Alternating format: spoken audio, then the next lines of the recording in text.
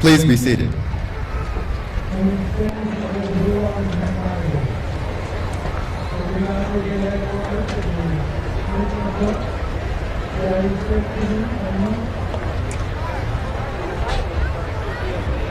Good evening, ladies and gentlemen.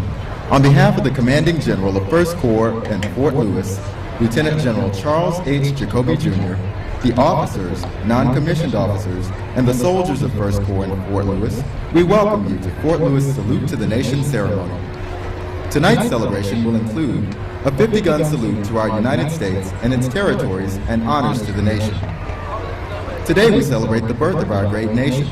Tomorrow, let us celebrate the 90th anniversary of Fort Lewis. In honor of the installation's 90th birthday, we would like to take a moment to recognize this extraordinary post. Fort Lewis was born out of the United States' imminent involvement in World War I. On July 5, 1917, the Pierce County electorate voted to bond themselves for $2 million to purchase 70,000 acres for donation to the federal government for use as a military base. Camp Lewis was the first military installation created as the result of an outright gift of land by local citizens. Camp Lewis received its name from Captain Meriwether Lewis from the Lewis and Clark expedition of the 1804 to 1806 Corps of Discovery's exploration for Northwest Passage to the Pacific Ocean. The 91st Wild West Division trained at Camp Lewis from September 1917 until it departed for France in June 1918, where it served with distinction. Following the war, military appropriations were sharply reduced and Camp Lewis fell into neglect. In March 1926, Congress passed a 10-year building plan to revitalize several Army posts, to include Camp Lewis. The post was to have a new lease on life. On 30 September 1927, Camp Lewis was redesignated as Fort Lewis. As World War II loomed in the future, Fort Lewis became more active. Between May 1939 and March 1941, the post population grew from 5,000 to 37,000 troops, and new housing complexes were built. With the United States' entry into World War II following the surprise attack at Pearl Harbor, the post focused on training and deploying some of the Army's most decorated combat units. Before the end of World War II, the post trained the 3rd, 33rd, 40th, 41st, 44th, and 96th Infantry Divisions, plus many brigades and smaller units. A camp for enemy prisoners of war was established in July 1943 and was continued for 3 years.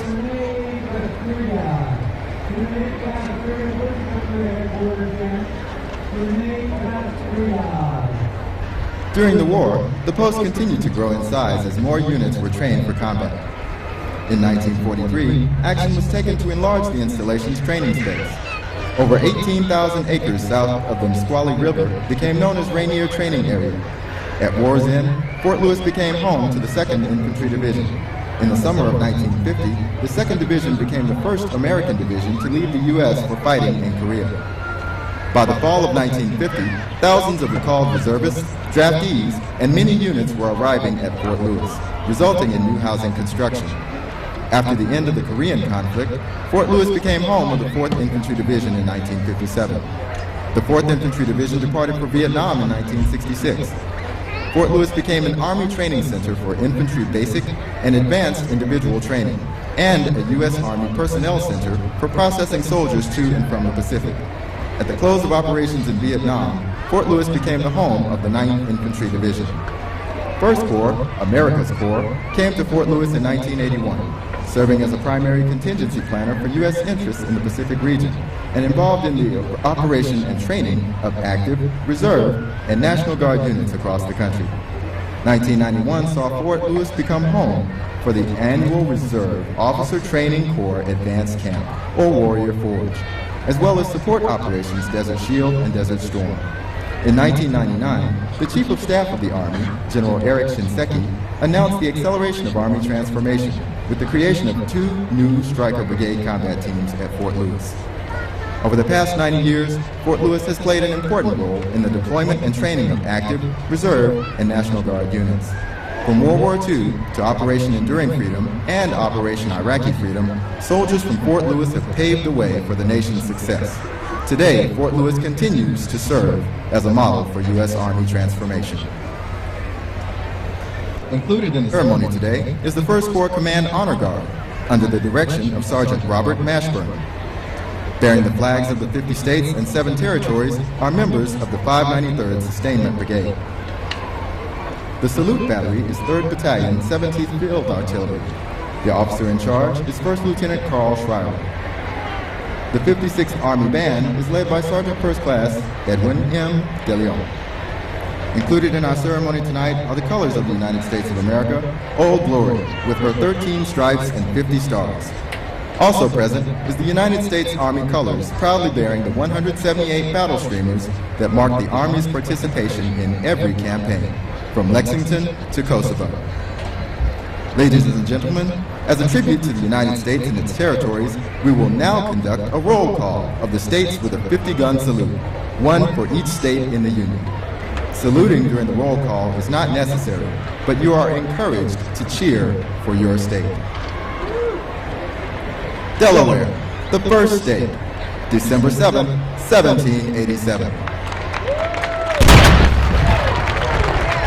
Pennsylvania, the Keystone State, December 12, 1787.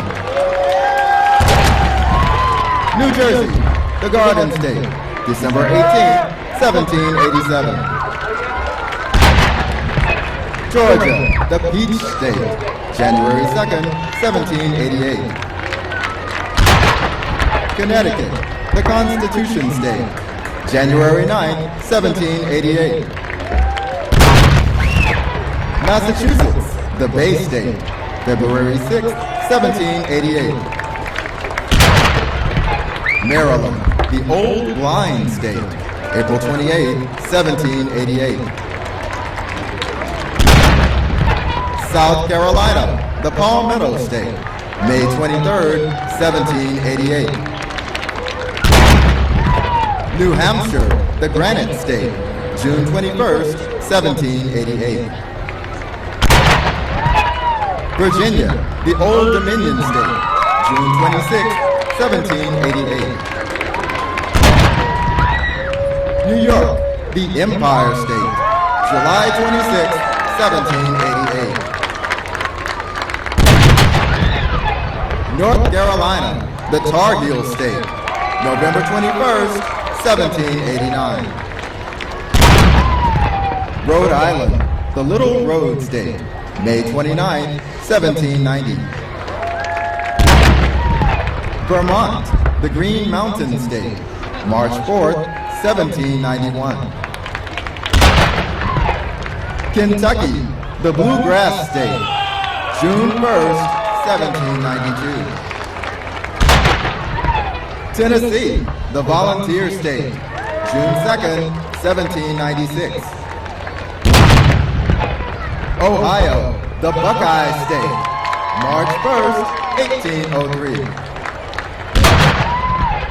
Louisiana, the Pelican State, April 30th, 1812. Indiana, the Hoosier State, December 11, 1816. Mississippi, the Magnolia State, December 10, 1817. Illinois, the Prairie State, December 3, 1818. Alabama, the Heart of Dixie State, December 14, 1819.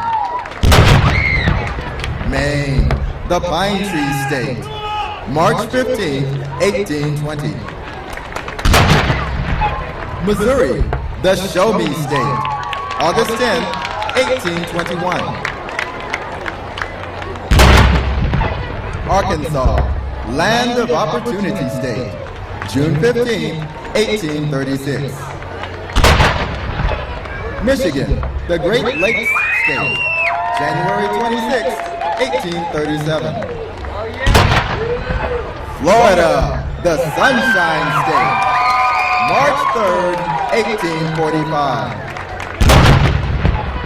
Texas, the Lone Star State, December 29, 1845. Iowa, the Hawkeye State, December 28, 1846. Wisconsin, the Badger State, May 29, 1848. California, the Golden State, September 9, 1850. Minnesota, the North Star State, May 11, 1858. Oregon, the Beaver State, February 14, 1859. Kansas, the Sunflower State, January 29, 1861. West Virginia, the Mountain State, June 20th, 1863. Nevada, the Sagebrush Silver State, October 31st, 1864. Nebraska, the Cornhusker State, March 1st, 1867. Colorado, the Centennial State, August 1st, 1876. North Dakota, the Peace Garden State, November 2nd, 1889. South Dakota, the Coyote State, November 2nd, 1889. Montana, the Treasure State, November 8, 1889.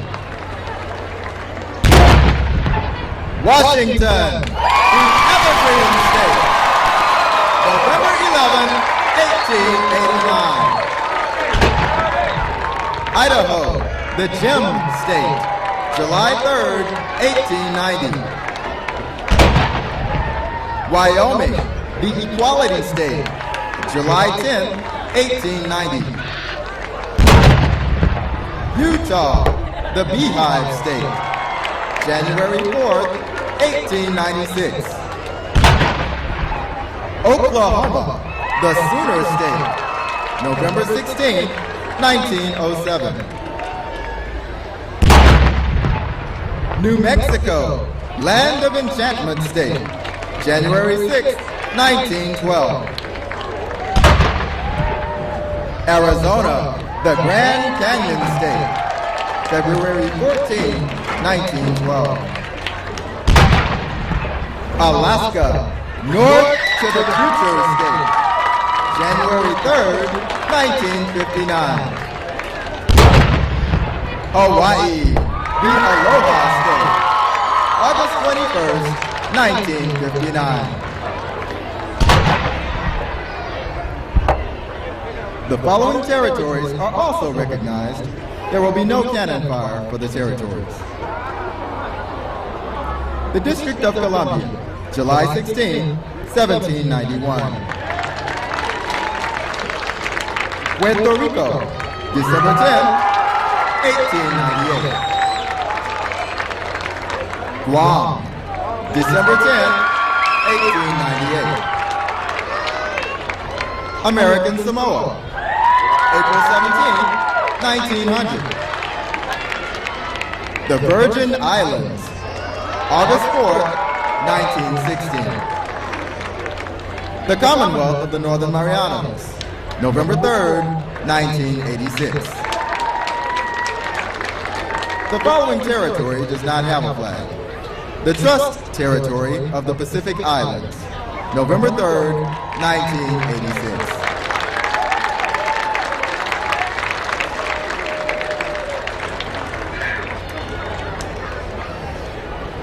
Ladies and gentlemen, please stand and join the singing of our national anthem.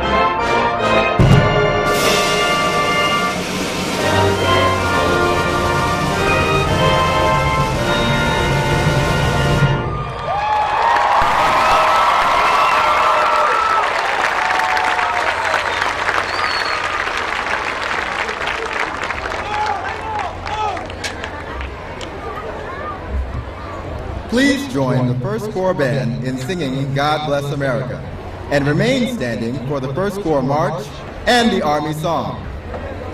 Remain standing as the colors depart the field.